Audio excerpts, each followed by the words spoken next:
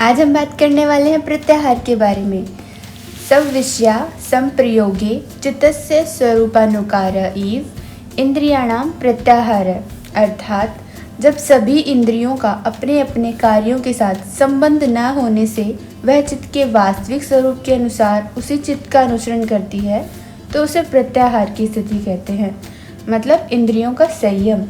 इसके द्वारा इंद्रियों को बाह्य विषय से अलग किया जाता है और उन्हें अंतर्मुखी किया जाता है। प्रत्याहार योग के महत्वपूर्ण अंगों में से एक है जो समाधि प्राप्त करने के लिए आवश्यक है। यह हमें ध्यान करते समय बाहरी दुनिया से खुद को अलग करना सिखाता है। विशेष रूप से प्रत्याहार योग नहीं है बल्कि इसका एक हिस्सा है जो हमें अपने मन, शरीर, कर्म और इंद्रियों को नियंत्रित करने में मदद करता है। पतंजलि के योग सूत्र के अनुसार प्रत्याहार 5वां योग सूत्र है। प्रत्याहार का अभ्यास करने के लिए शवासन एक बेहतरीन आसन है। यह हमारे शरीर को शांत करता है और हमारे दिमाग को आराम देने की स्थिति में ले जाता है। यह हमें अपनी आंतरिक ऊर्जा पर ध्यान केंद्रित करने में भी मदद करता है। प्रत्याहार आपकी आत्मा और दिमाग को अपनी आंतरिक दुनिया को जानने की आज़ादी देने का सबसे अच्छा तरीका है।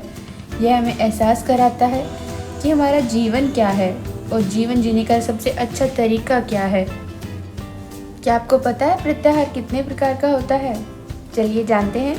प्रत्याहार 4 तरीके का होता है। यह हमारे शरीर और मन के विभिन्न बाहरी और आंतरिक इंद्रियों को नियंत्रित करने के लिए है। पहला प्रत्याहार होता है इंद्रिय प्रत्याहार। इंद्रिय का अर्थ है हमारी 5 ज्ञानेंद्रियाँ। ध्यान की स्थिति में जाने के लिए इन 5 इंद्रियों पर नियंत्रित रखना आवश्यक है। इससे बाहरी दुनिया से अलग होने और ध्यान ठीक से करने में मदद मिलेगी। दूसरा प्रत्याहार प्राण प्रत्याहार है। प्राण वह ऊर्जा है जो हमारे शरीर के अंदर प्रवाहित होती रहती है।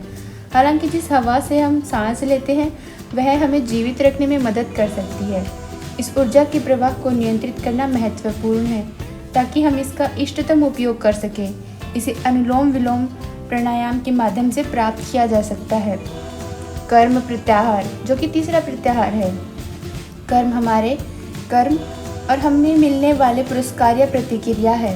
समाधि प्राप्त करने के लिए अपने कर्मों को नियंत्रित करना और उन्हें केवल इस दुनिया की भलाई के लिए सीमित करना महत्वपूर्ण है। हर स्वार्थी इच्छा के पीछे छोड़कर इस दुनिया की भलाई करने के लिए जीना है। अगला प्रत्याहार है मनो प्रत्याहार। यह प्रत्याहार हमें अपने मन और आत्मा की आंतरिक भावना को नियंत्रित करना सिखाता है। ध्यान के लिए अपनी आंतरिक स्व को संतुलित करना महत्वपूर्ण है। यह भौतिकवाद और सभी सांसारिक भ्रमों को पीछे छोड़ने का प्रमुख तरीका है। अब हम जानेंगे प्रत्याहार के लाभ के बारे में कि प्रत्याहार से हमें क्या क्या लाभ होता है। प्रत्याहार हमारे शरीर को ठंडा करने का एक शानदार तरीका है।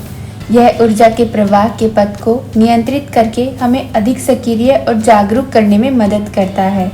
तनाव और चिंता को दूर करता है जिससे हमारे जीवन को अधिक सकारात्मक दृष्टिकोण और जीने का तरीका मिलता है। प्रत्याहार हमारे मन के सभी नकारात्मक भावनाओं और विचारों को दूर करने का एक महान साधन है। इंद्रियों और उत्तेजनाओं को नियंत्रित करके शारीरिक चोटों के प्रति सहन शक्ति विकसित करता है। क्या आप जानते हैं प्रत्याहार साधने की विधि क्या होती है?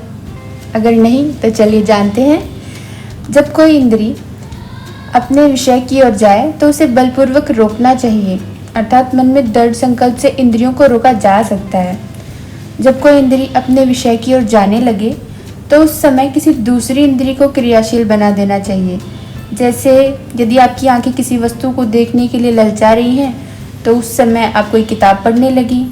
इससे पहली इंद्री को अपना भोग न मिलने से उसकी शक्ति कम हो जाएगी और वह शांत हो जाएगी। जब कोई इंद्री अपने विषय की ओर दौड़े तो उस समय उस विषय के दोषों पर विचार करने से मन शांत हो जाएगा।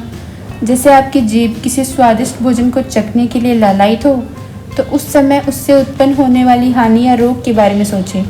ऐसा करने से मन में उस विषय के प्रति लालसाएं खत्म हो जाएंगी और प्रत्याहार की ओर मन लगने लगेगा। प्राणायाम के अभ्यास से प्रत्याहार में सिद्धि मिलती है क्योंकि प्राणायाम से मन भी शांत और स्थिर हो जाता है जिसके फलस्वरूप इंद्रियों की इधर उधर भटकने की शक्ति समाप्त हो जाती है। प्रत्याहार का सबसे शक्तिशाली साधन वैराग्य है। वैराग्य मन की वह अवस्था होती है जिसमें इंद्रियों को अपने ओर आकर्षित करने वाली वस्तुओं के प्रति घृणा का भाव उत्पन्न किया जा सकता है। जब मन में वैराग्य का भाव पैदा होता है तब इंद्रियां स्वयं ही विषय की ओर जाना बंद कर देती हैं। अपनी इंद्रियों को वश में करने का वैराग्य ही सबसे अच्छा साधन माना गया है। भगवान श्री कृष्ण द्वारा अर्जुन को 2 प्रकार से मन को वश में करने की बात बताई गई है। मन को वश करना अधिक कठिन कार्य है, परंतु अभ्यास द्वारा निश्चित रूप से इसे नियंत्रित किया जा सकता है। Thank you for watching.